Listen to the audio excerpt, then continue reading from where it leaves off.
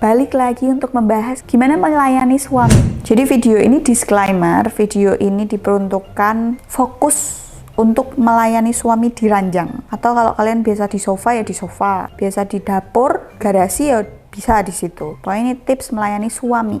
Yang pertama, nggak tahu ya ini apa mungkin orang tua dan saudara-saudaraku tuh beberapa waktu lalu sempet kayak kalau suami minta tuh ya dituruti toh, yang gitu-gitu. Itu aku kayak sejak kapan saudaraku begini gitu. Soalnya waktu sebelum nikah aku nggak pernah digituin, nggak ada pembahasan ke situ. Setelah nikah ini tuh kayak gitu, istri tuh emang nggak boleh nolak suami. Jadi tips yang pertama adalah ketika suami minta, saat itu juga harus direalisasikan.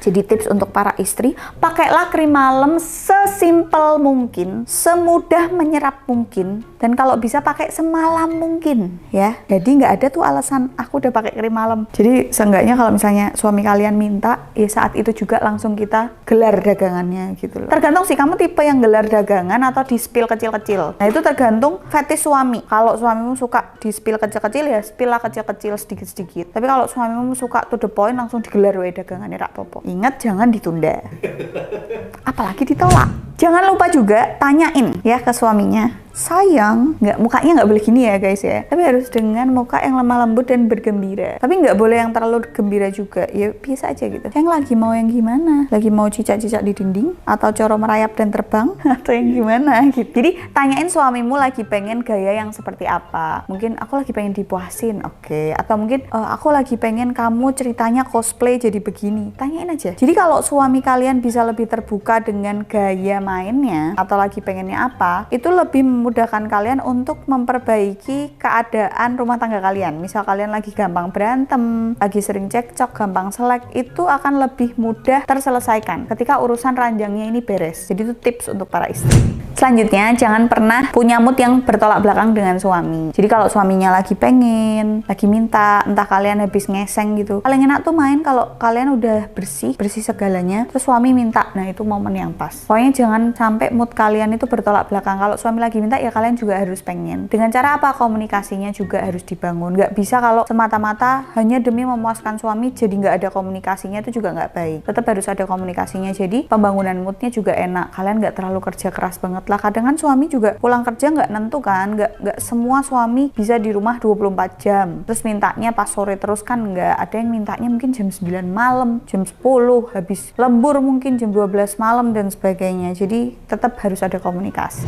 Selanjutnya ini boleh dicoba, ada yang namanya baju dinas. Baju dinas itu ada macam-macam. Ada yang bentuknya cuma lingerie, ada yang bentuknya daster, ada yang bentuknya suster, ada yang bentuknya anak sekolah, ada yang pura-pura jadi dokter, ada yang pura-pura jadi apa, macam-macam. Itu bisa kalian beli di online. Sekarang online shop itu banyak banget jual baju-baju kayak gitu, dan itu bisa kalian simpen di lemari. Kalau kalian belum punya anak, kalian bisa pajang di kayak gantungan baju gitu loh, jadi biarin suami yang milih. Karena itu variasi yang bagus. Dan itu membuat mood suami makin naik. Itu jadi variasi juga buat hubungan seks kalian untuk suami istri, apalagi yang mungkin nikahnya udah agak lama, itu jadi variasi biar kalian gak bosen. Atau mungkin pasutri baru, ya kan, mau main cosplayan, mau bermain peran gitu misalnya. Biar nanti belajar. Kalau punya anak kan nanti kita juga bermain peran kan sama anak. Nah, ini main peran dulu sama suami. Masih nyambung sama yang sebelumnya. Jadi lakuin ada variasi-variasi tertentu. Contoh, yang biasanya kamu diawali hanya dengan berciuman, ini awali dengan ngemut. Pokoknya lakukan variasi-variasi yang menantang. Jadi seks kalian itu nggak cuma buat reproduksi tapi untuk rekreasi. Jadi seru. Ini yang terakhir,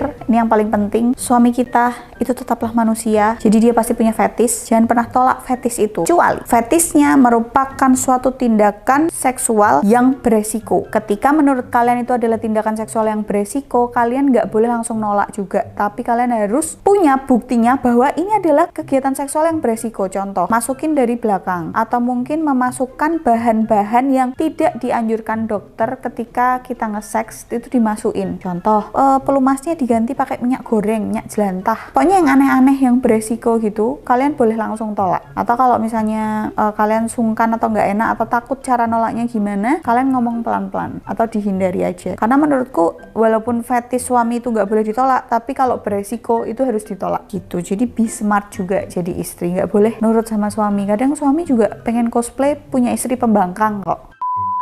Itu tips dari aku melayani suami khususnya di ranjang ya. Semoga berhasil teman-teman. Jangan lupa tetap perhatikan kebersihan dan kesehatan dan terapkan seks yang bertanggung jawab. Itu harus dan wajib. Mungkin buat para istri berat ya melakukan apa yang tak kasih itu. Aku sendiri pun juga masih belajar sampai saat ini karena apalagi kalau lagi meteng itu kan agak repot ya. Kalau kalian nggak lagi meteng masih bisa lah, moodnya masih bisa diakalin, tapi kalau lagi meteng emang agak sulit. Jadi good luck buat ibu-ibu di luar sana. Dan untuk para suami sama-sama ya, kalian pasti mengucapkan terima kasih gitu kan. Kalian boleh kirimkan ini ke istri kalian. Aku nyebutnya istri loh ya, bukan istri-istri kalian. Tidak disarankan untuk yang sedang pacaran, karena kalau putus nanti menyesal ya, ingat itu. Tapi sembarang karepmu resiko ditanggung penumpang. Dan semoga berhasil. Nanti kalau berhasil doain aku aja, semoga aku sehat, rezeki lancar. Gak usah nge-DM, Mbak aku kemarin praktekin yang gini. Gak usah, tidak usah. Atau nge-DM Marcel, gak usah. Gitu aja konten kali ini, semoga berhasil ya ibu-ibu. See you in the next video, bye.